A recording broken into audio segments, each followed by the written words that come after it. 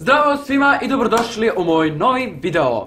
Merry Christmas! Kao što verovatno možete da vidite, iza mene je sve u novogodišnjoj atmosferi. Tako će sve biti do kraja božićnih i novogodišnjih praznika. Oh yeah! Vidite vi ovog malog? On plače i ne mogu da snimim video od njega. Baš nisi dobar. Verovatno ste primetili da sam prošle nedelje na kanalu okačio snimak, to jest muzički video na temu Harryja Pottera. I moje veliko iznenađenje koje imam da vam otkrijem jeste...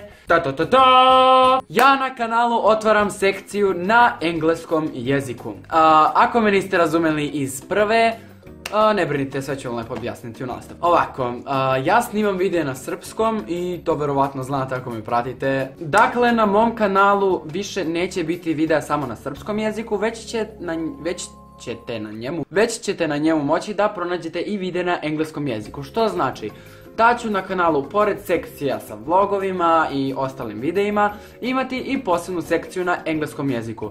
Za početak će to biti sekcija sa videima na engleskom jeziku koji su vezani za Harryja Pottera, a vidjet ćemo u nastavku kako će se stvari odvijati. Ja sam noćima razmišljao o toj ideji i dobio razne ideje u vezi te ideje. I to bi bilo to što se tiče ovog videa. Ja sam za vas pripremio par novogodišnjih videa, tako da budite uzbuđeni zbog toga, a uskoro stižu i novi Harry Potter videos on English language.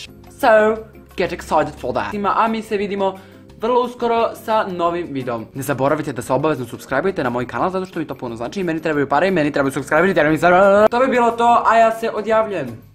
Bye!